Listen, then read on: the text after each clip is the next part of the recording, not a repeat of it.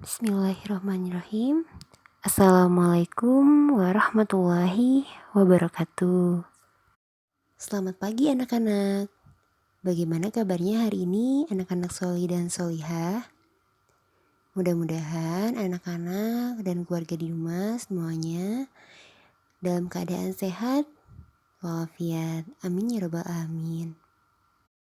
Pada kesempatan kali ini, Ibu akan menjelaskan tema 1, organ gerak hewan dan manusia, muatan pelajaran IPA, ilmu pengetahuan alam. Insya Allah materi hari ini yang akan Ibu sampaikan yaitu tentang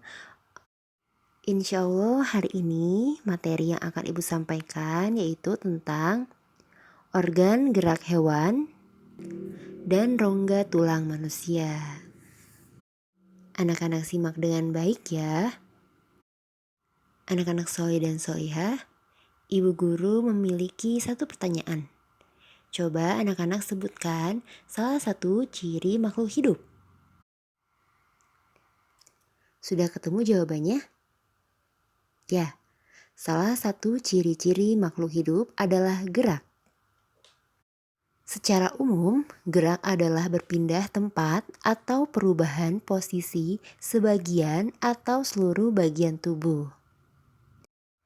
Gerak pada manusia dan hewan menggunakan organ gerak yang tersusun dalam sistem gerak. Organ gerak dapat dimanfaatkan untuk berjalan, berlari, melompat, meloncat, memegang, menggali, berenang, dan sebagainya. Organ gerak pada hewan dan manusia memiliki kesamaan.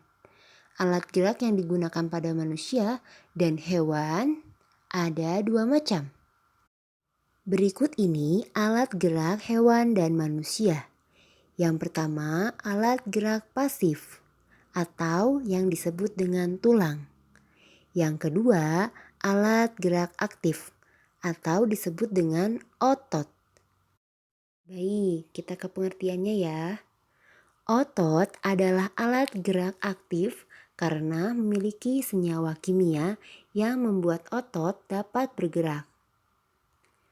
Sedangkan tulang adalah alat gerak pasif karena tulang tidak dapat bergerak dengan sendirinya.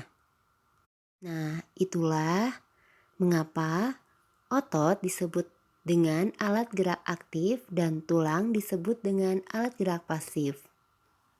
Jadi anak-anak harus diingat ya, otot adalah alat gerak aktif karena dapat bergerak atau memiliki senyawa kimia yang membuat otot dapat bergerak. Sedangkan tulang adalah alat gerak pasif karena tulang tidak dapat bergerak dengan sendirinya. Selanjutnya, Bu Cisil akan menjelaskan tentang sistem gerak pada hewan.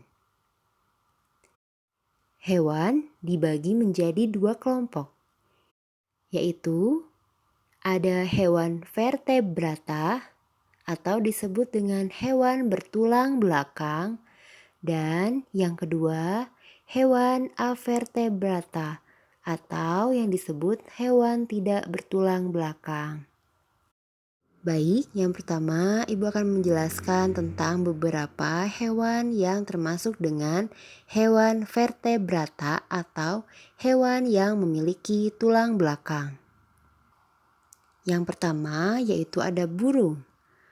Alat gerak burung yaitu adalah kaki dan sayap.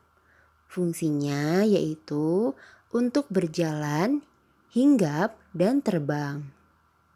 Kemudian hewan vertebrata atau hewan yang memiliki tulang belakang berikutnya yaitu adalah ikan. Ikan bergerak menggunakan ekor dan sirip. Fungsinya yaitu untuk berenang atau mendorong gerakan ikan di dalam air. Hewan vertebrata selanjutnya yang ketiga yaitu adalah katak. Anak-anak pernah melihat katak kan? Nah, alat gerak katak yaitu adalah kaki dan tangan yang berselaput. Fungsinya yaitu untuk melompat, dan berenang. Selanjutnya, hewan vertebrata yang lain yang keempat yaitu adalah kambing. Alat gerak kambing yaitu adalah kaki. Fungsinya yaitu untuk berjalan. Nah, sekarang Ibu akan menjelaskan contoh beberapa hewan avertebrata atau yang disebut dengan hewan yang tidak memiliki tulang belakang. Yang pertama ada belalang. Belalang memiliki alat gerak kaki dan sayap. Fungsinya yaitu untuk kaki untuk melompat, sedangkan sayap untuk terbang.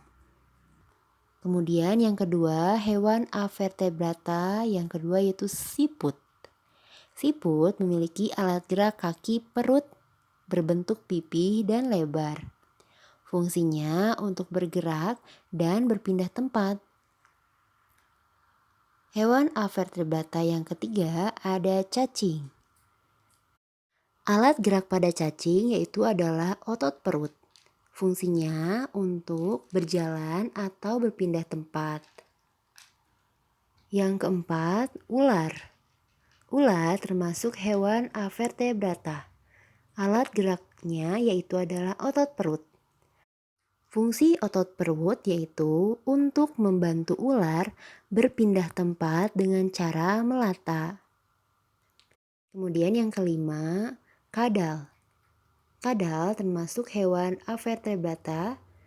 Alat geraknya yaitu berupa kaki, dibantu badan dan ekor. Fungsinya untuk bergerak dan merayap. Baik anak-anak, coba sekarang buka halaman 42. Nah, di sana ada dua gambar. Yang pertama gambar kelinci dan yang kedua gambar siput.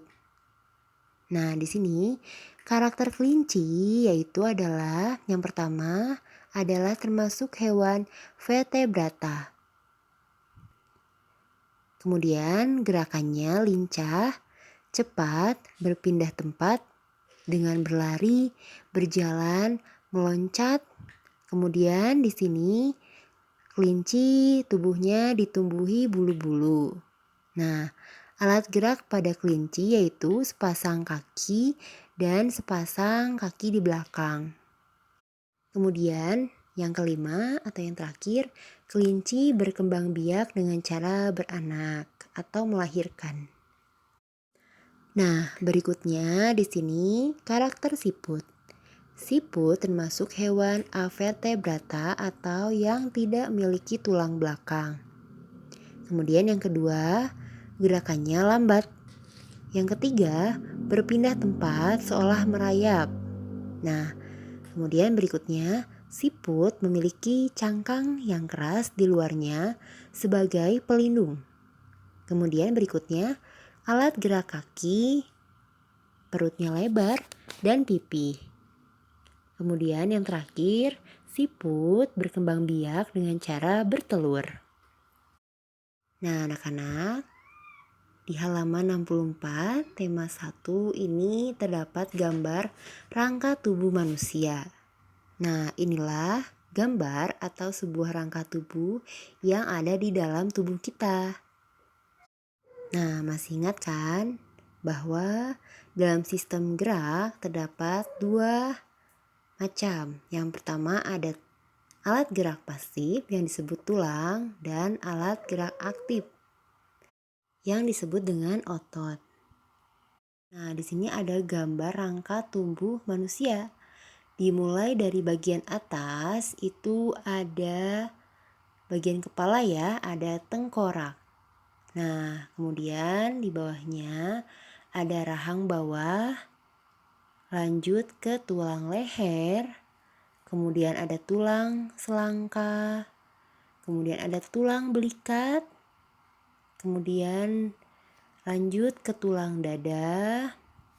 Nah, kemudian berikutnya setelah tulang dada terdapat tulang belakang, kemudian di bagian panggul ada tulang panggul, kita ke tangan ada tulang pengupil, kemudian ada tulang hasta, kemudian di telapak tangan juga terdapat tulang telapak, kemudian ada tulang jari tangan. Kita ke bagian kaki, yaitu ada tulang paha, kemudian di bagian lutut ada tulang tempurung atau lutut, tulang tempurung lutut. Kemudian selanjutnya ada tulang kering, ada tulang betis, dan bagian kaki ada tulang pergelangan kaki. Nah, ini adalah fungsi tulang lengan. Dalam tulang lengan ada tulang hasta yang berfungsi untuk membentuk lengan bawah sebagai alat gerak manusia serta menghubungkan lengan atas dengan pergelangan tangan. Yang kedua ada tulang lengan atas, yaitu fungsinya menjadi penghubung antar gelang, bahu, dan tulang lengan bawah. Ya. Selanjutnya yang ketiga, tulang pengupil. Fungsinya menyambungkan bagian siku dengan tangan di sisi ibu jari. Yang keempat, tulang pergelangan tangan. Fungsinya yaitu menghubungkan tulang jari dengan tulang telapak tangan. Baik, selanjutnya yang kelima, tulang telapak tangan. Sebagai pemberi bentuk tangan juga menghubungkan tulang jari dengan tulang pangkal tangan. Nah, di sini ada metacarpals, juga berfungsi untuk membentuk buku jari yang dibentuk saat kamu atau anak-anak mengepalkan tangan. Yang keenam ada tulang paha yang berfungsi untuk sebagai penggerak untuk berjalan dan berlari. Yang ketujuh ada tulang kering sebagai penahan benturan di kaki dan sebagai penggerak untuk berjalan dan berlari. Kemudian yang kedelapan tulang betis, fungsinya yaitu adalah menahan tulang betis dalam menjaga keseimbangan dan sebagai penggerak untuk berjalan dan berlari. Yang kesembilan tulang pergelangan kaki, memungkinkan gerak naik turun kaki karena adanya sendi engsel. Yang ke-10, tulang telapak kaki yang berfungsi untuk memungkinkan kaki untuk berpijak sehingga dapat berjalan, berlari, dan berdiri.